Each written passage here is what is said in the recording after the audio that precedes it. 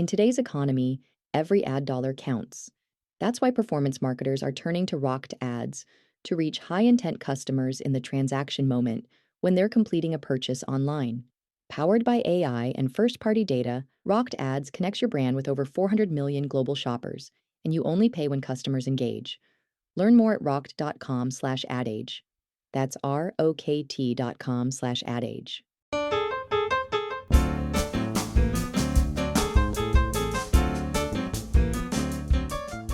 If you follow the marketing industry closely, you have probably seen the headlines. The CMO role is dying. AI is taking all the marketing jobs. A recession is coming and no one is hiring. But is it really that bad? This is EJ Schultz, news editor at AdAge, and our guest on this week's Marketer's Brief podcast helps us answer those questions and more.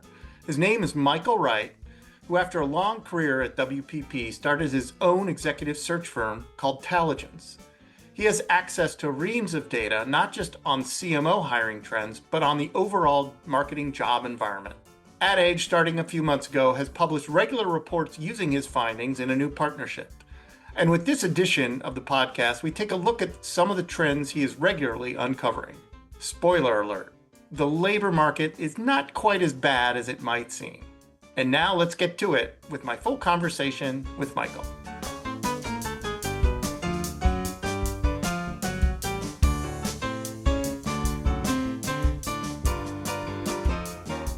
Hi, Michael. Welcome to the Marketer's Brief podcast.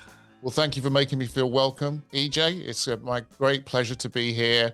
And I consider this another milestone of hopefully many in our partnership with AdAge. So speaking of milestones, you had spent many years at WPP, most recently as Global Head of Talent Acquisition Innovation, before you left, I think, at the end of 2023 to form your own company called Taligence, which in a nutshell is a marketing executive search firm, but I may not be doing that justice. Can you kind of describe why you started this firm and what you're doing?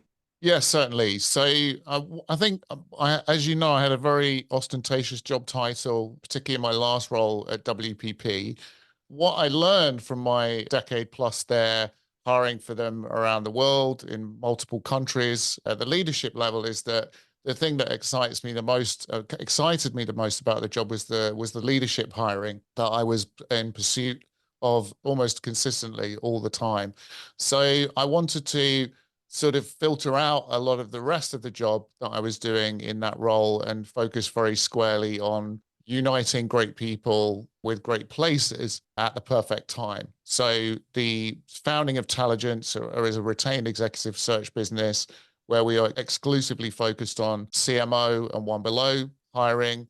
We are industry agnostic, so that gives me a chance to continue down the path of variety that was afforded through WPP experience. As you know, they service a wide variety of different industries. And we don't just focus on retained placement of senior marketing talent. We also believe there's a gap that we can address in bringing data to the job curious and job seeking. So we pursue two sort of threads with data that we provide to the public.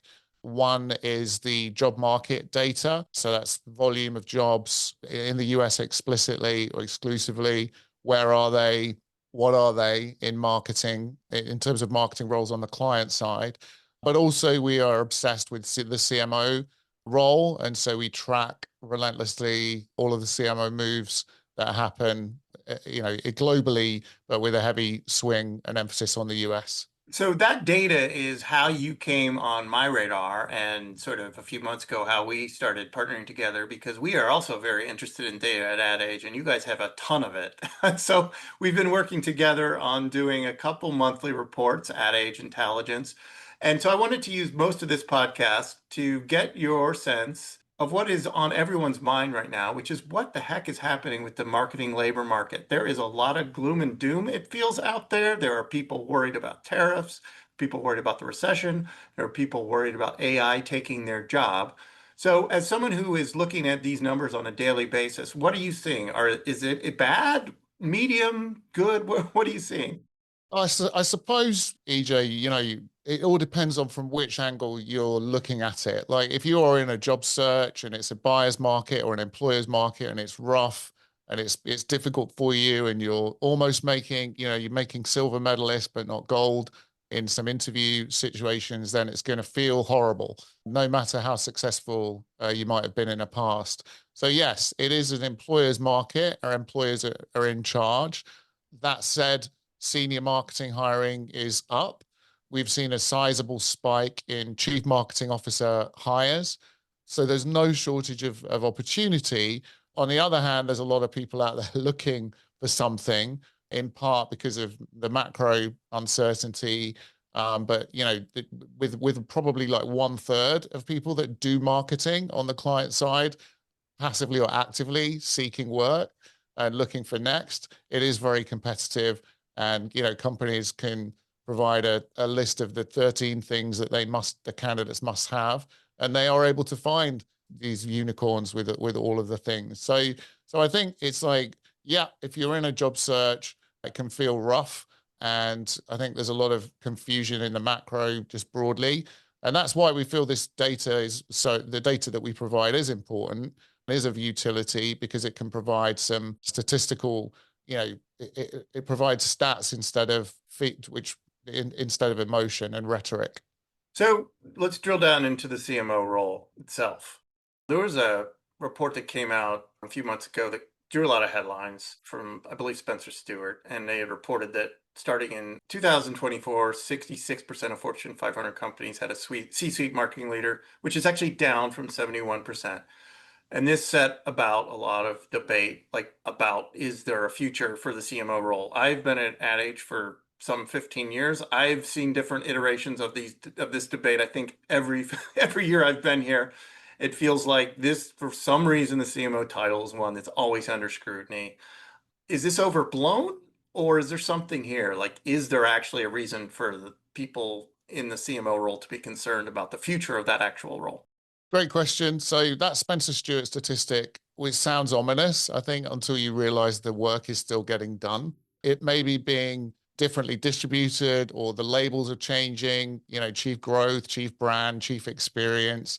We've seen, the comings and goings of chief data, chief digital, which, offices, which all have connective tissue into the marketing function. But at the end of the day, like, let's not confuse title slippage with relevance.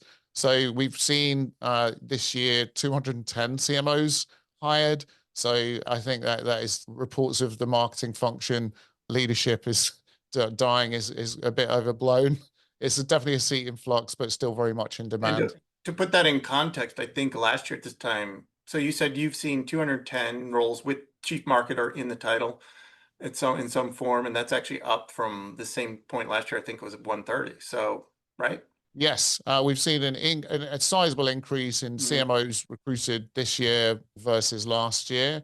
The numbers have been pretty steady throughout the course of the year, so around about 40 per month, totaling 210. We did think hiring was going to slow in April, especially at the C level, but it just continued. And this is actually trending with the overall job market for marketers. So whilst there is a slight dip in the volume of overall marketing jobs, senior marketing jobs continue to grow at double digital, so 11.3% just in the last week. Why is that, do you think? Why are these jobs still in demand right now? Well, if you consider the responsibility of a CMO is to drive growth and also to help companies pivot, and in uncertain times, it's no surprise that companies are changing or adding CMOs. It's a position where you're having to explain the inner workings of a very complex and tech enabled function to a board who may not, are more used to sort of seeing steady state. And you have responsibility outside of staff costs. Marketing budgets are huge, and they continue to grow. So you need somebody at that, in control of that, if you're going to be successful as a company. Is the bottom line? They're ubiquitous as CFOs across company sizes, types, and industries. I want to talk about sort of the specific industries in demand right now, but first I want to take a quick break for a word from our sponsor.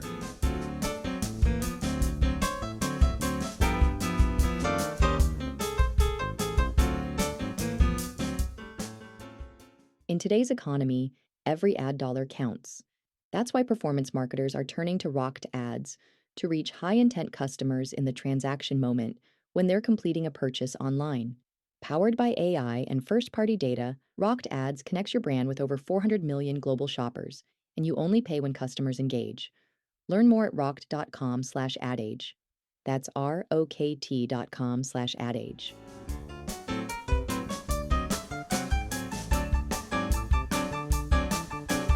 Okay, we're back with Michael Wright from Taligence. You guys put out these detailed reports, and I think consistently, the ones I've seen since I've been reading them, is that tech has been leading the charge when it comes to wanting a new CMO. Can you explain why? Why is technology really marketers in demand right now?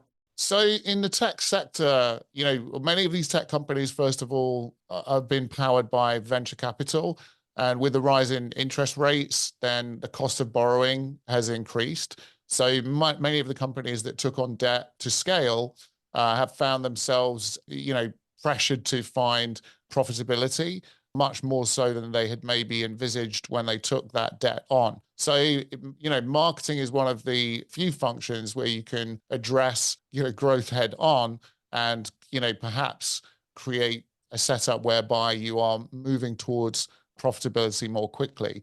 So I think that's one reason why we have seen growth in tech sector And CMO hiring, and that sector continues to be dominant. Um, specifically in technology, you guys have documented recently the AI firms really stepping it up when it comes to looking for marketing talent, right? I know, OpenAI hired their first CMO a few months ago, and that's been followed by some other interesting AI hires. What are you seeing in AI when it comes to marketing right now?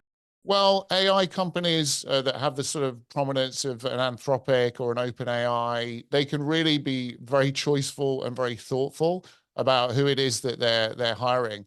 Everybody wants to work for these companies, not least because of the vast amounts of capital that they've brought in. And so these companies are in a unique place in that they can really, really pick and choose from any other, type of employer in terms of who they want to be their their their CMO. So they have a real palette to select from, and they can put some real thought into what they want to accomplish through that hire. One thing that's not happening on a regular basis is companies promoting from within to the CMO role. Your latest stat on that, I think this year, if I'm reading this right, only 20% of the new CMO jobs have come from internal promotions, which is up a little bit from 2024. I mean, there's been steady increase, but still pretty small share of those. Why aren't companies promoting? Why isn't there succession plans in place to find a CMO in your own company? Yeah, so I mean, look, I've worked with some very good HR people, supposed to be helping the grease the wheels for uprising talent in organizations.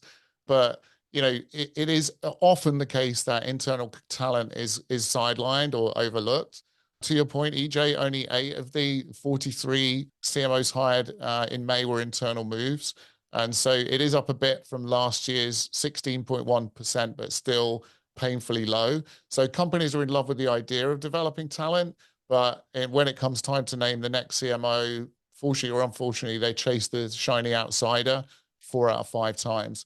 And I think that because CMOs are often orchestrating, significant pivots or significant adaptation of the brand, then often it's a fresh pair of eyes is seen as superior to people that are in there doing the hard work behind the scenes. When companies are hiring CMOs from outside, are they still finding them within the same industry? So, like automotive, for instance, I've found almost always hires are you have a big advantage if you have automotive experience and you're looking for an auto CMO job. Are you seeing that across the board in other industries? Are companies willing to take a chance on someone that's completely from another industry? Yeah, this is another symptom of a buyer's or an employer's market, EJ, as well. So sadly, most hires stay in their lane industry wise, which makes it very unexciting for people who chronicle the movements and trajectories of people to have something interesting to say. Yes, there are exceptions. Auto actually went on a spree of hiring a lot of ex-Google or a couple of ex-Google people in recent years, but it's not the case that we see many industry transitions at all. And so I would say, that being said, companies are fine with hiring first-time CMOs. There were 17, I think, in May, but they still want someone who knows the category cold. So it's the speak our lingo effect, and also the psychological bias of thinking that what you do in whatever sector you're in is extremely complicated, and therefore, it's less of a risk to bring on somebody that is already familiar with the language and the acronyms and the consumer, of course. Another trend that's been happening for quite a few years now is that there's a lot more women CMOs, and I think they actually outnumber men pretty consistently every month, which could be seen as a sign of progress when it comes to diversity. What is that what you're seeing, and why do you think that is?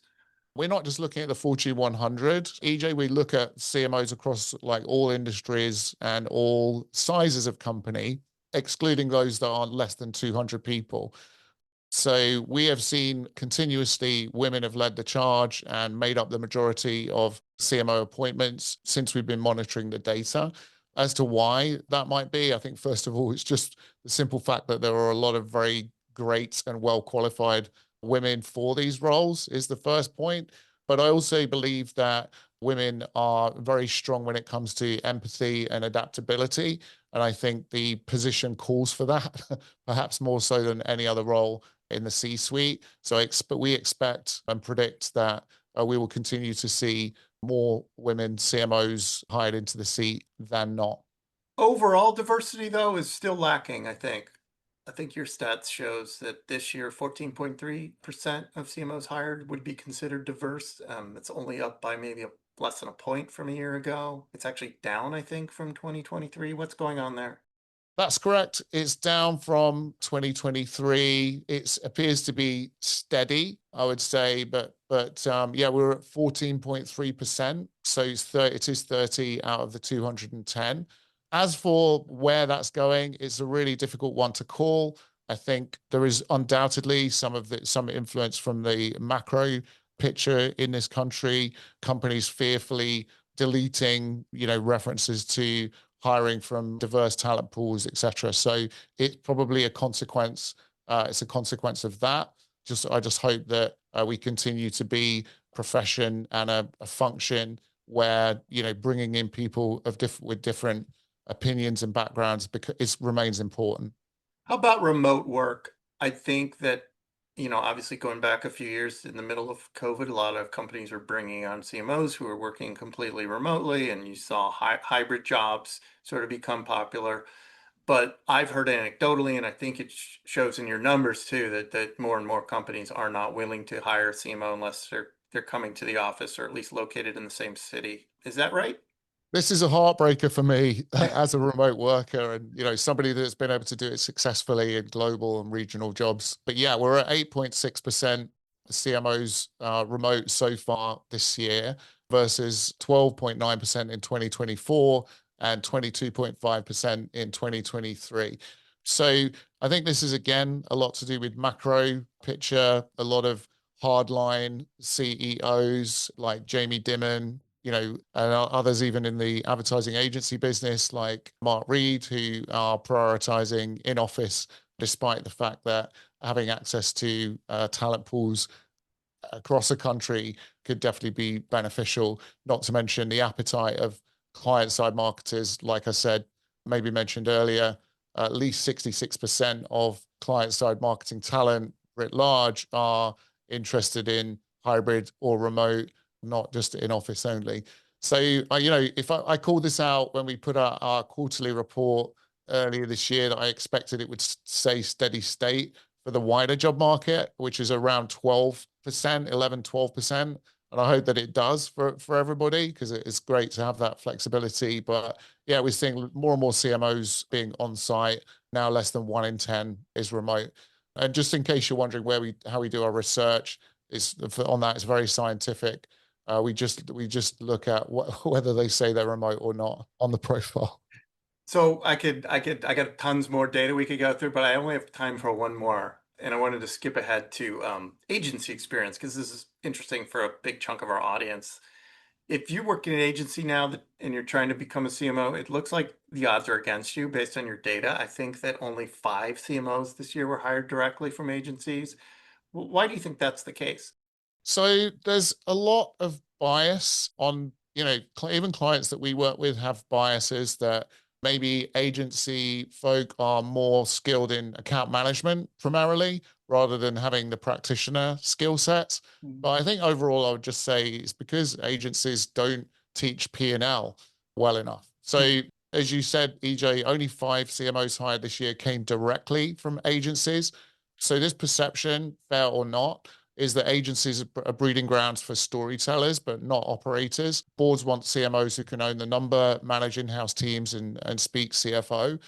So to cross over, agency talent is going to have to show impact in business terms, not just lions. I come from agency primarily, as you know, so it can be frustrating not to be able to get traction for talent that we propose for shortlists. But yeah, the common biases connect to the things that I mentioned already, and I don't see that changing anytime soon. In fact, we're seeing less, even though it's already a small number, it's less and less that faith being had in agency folks to come and take the CMO mantle. Well, we will keep an eye on that trend as well as everything else you're tracking. I want to remind folks you can catch all this data at adage.com. We publish our reports at least twice a month.